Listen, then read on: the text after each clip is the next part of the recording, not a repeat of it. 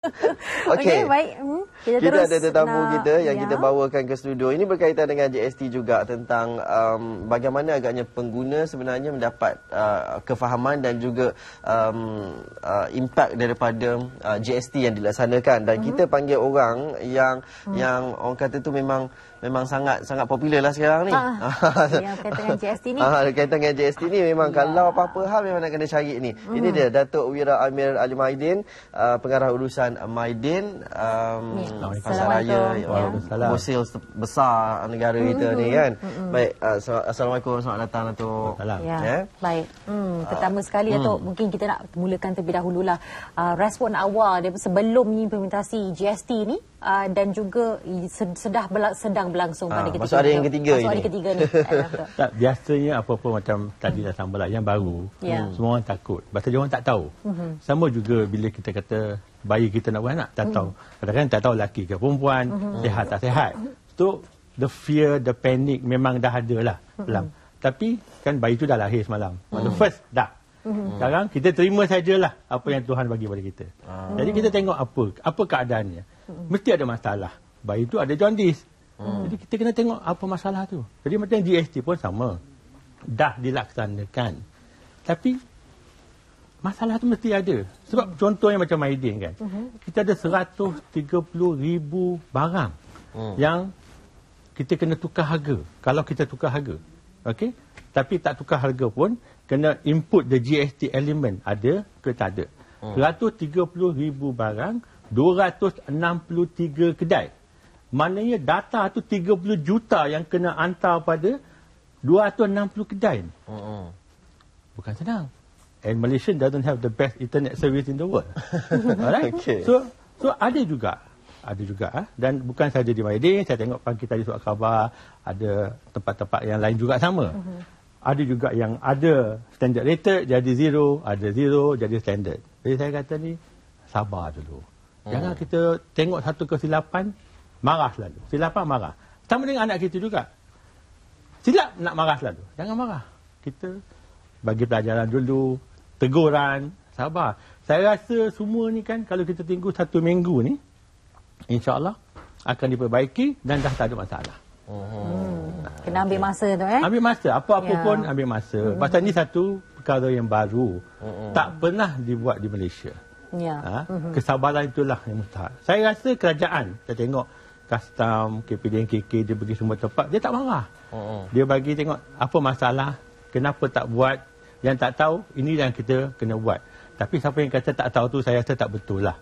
Pasal dah 1 tahun dah keluar surat khabar, dah ada banyak seminar. Sejak 2013 lagi dah. Kita Maidin pun dah buat seminar, banyak seminar kita bagi untuk staff kita, untuk peniaga kita, untuk pembekal kita pun kita buat seminar. Jadi nak memahamkan. Tapi kadang-kadang, yalah, biasa dia kata, takut postpone kot. Jadi tak payah belajar lagi lah. Tapi dah tahu, dah kena lah sekarang. Dah kena sekarang. Dan saya rasa semua orang dah accept lah memang ada GST tu. Okey. Bagi Maidin sewaktu melaksanakannya, proses dia tu macam mana? Ada kekangan juga ataupun ada masalah juga? Hari pertama sendiri pun tak ada macam mana ceritanya? Kita nak tahu juga. Tak. Hari pertama ni ialah yang memang orang kata yang susah sekali lah. Untuk apa-apa saja. Okey. Jadi hari pertama ni kita ada 3 cawangan kita tak buka pagi. Kita 265, tapi syukurlah banyak kawan. Sebab apa yang 3 tu tak dibuka? Tak, pasal dia ada sistem isu.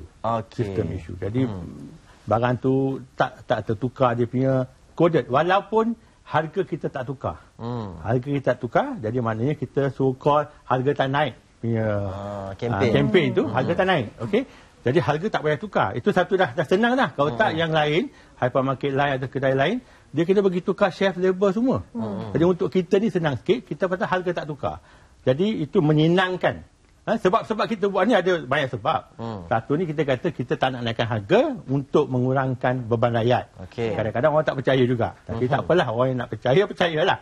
Okey, yang kedua ni untuk menyenangkan pelaksanaan GST. Jadi kita tak payah tukar harga. Walaupun kita kena tahan 6% tu, jadi tak payah tukar tu, it's a massive, 130,000 barang kena tukar harga. Itu SKU. Kalau pensel tu ada 100 dalam kotak tu, semua satu-satu kena tukar. Kita dah kira lebih kurang, kita ada lebih kurang 500 juta punya barang. tu tak senang. Jadi saya rasa itu sajalah. So, tapi bagi barang yang sepatutnya kurangkan sikit harga dia? Sebetulnya tak ada barang yang kurang pada masa sekarang. Okay. Yang ada tu tak ada zero rated dan standard rated. Okey, saya rasa bulan depan insya-Allah. Pasal kita kena faham semua peniaga-peniaga ni kan. Sebab dah ambil stok awal kan. Ada stok yang dia orang pegang untuk 1 bulan, 2 bulan. Jadi nak mengurangkan harga ni susah sikit. Jadi sabar je lah. Saya rasa kalau bulan depan, sekarang barang baru yang akan masuk lepas 1 April, pasal kita pun import kan. Dah tak ada sale tax 10%. Barang baru yang masuk, kita kena mengurangkan harga. Jadi banyak barang, saya rasa macam baju kurung untuk raya nanti ni, dia tak sebetulnya naik harga, dia akan turun harga. Dah murah sikit lah. Pasal dia tak ada sale tax. Atas kain pun dah tak ada. Fabric, most fabric imported kan. Dah tak ada fabric tu, tak ada sale tax 10%. Okey. Lagi satu ramai tak tahu. Dulu kan, bila ada excise duty, excise duty patut sale tax dah 2 kan. Jadi tambah-tambah tu lagi lebih. Tapi bila sekarang ni dah tak ada sale tax, ada apa tu kata GST saja yang kita boleh dapat balik.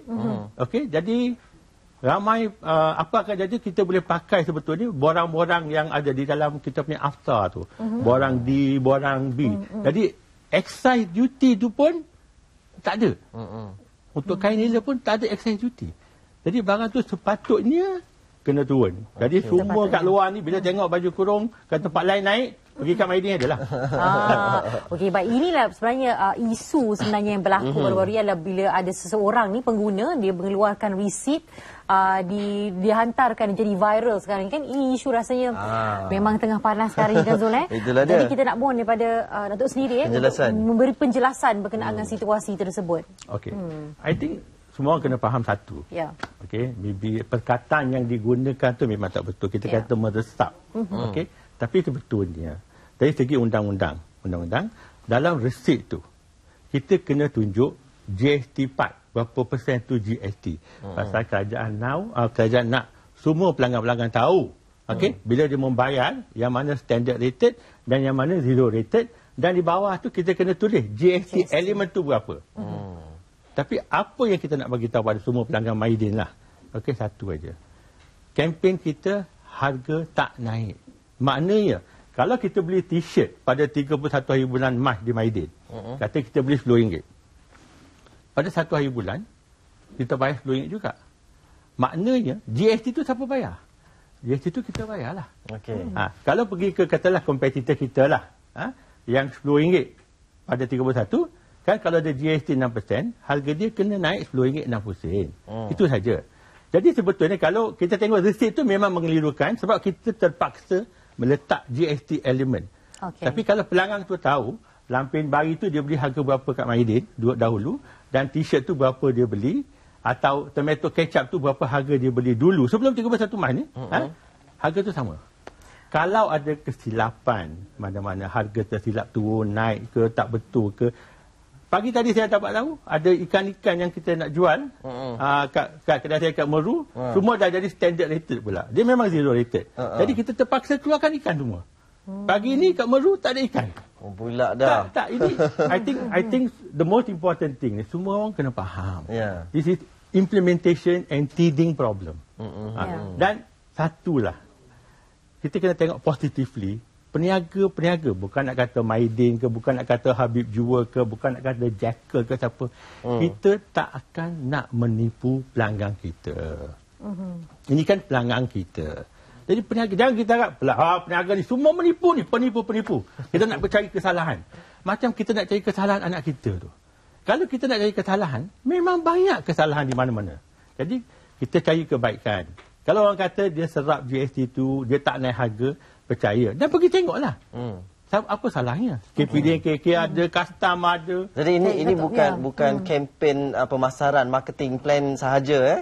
Ini merupakan satu perkara yang betul dibuat. Kita ni akan kena bayar 15 juta pada kerajaan bulan April sahaja. Jadi kita tanggung 15 juta.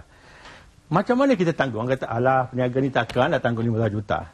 Ada banyak mekanismenya. Mekanisme pertama, kerajaan memang dah bagi tahu stok yang kita ada, yang kita dah bayar sale tax, kita dapat balik 10% tu. Okey. Jadi kita boleh minta balik. Walaupun nak minta tu satu kerja yang betul-betul susah lah.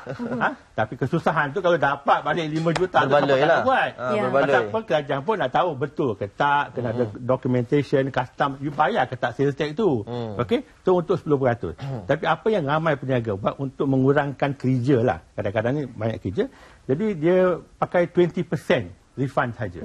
Jadi daripada 20% tu kita akan dapat 2%. Jadi kalau barang tu kata t-shirt tadi tu RM10, kita akan dapat balik sebetulnya 2% daripada kerajaan. Okey. Lepas tu kita cerita pada pembekal kita. Ramai pembekal kita dah meniaga 58 tahun.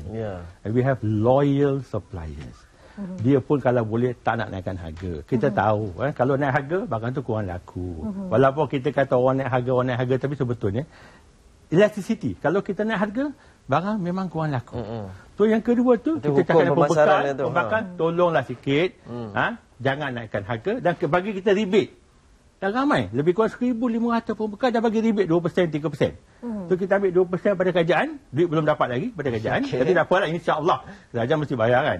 2%. Pembekal kita bagi rebate 2% dan 4%. Maidi pula kata, kita pun tanggunglah 2%. Kita ni untung katalah, syukur Alhamdulillah, 50 juta, 60 juta satu tahun.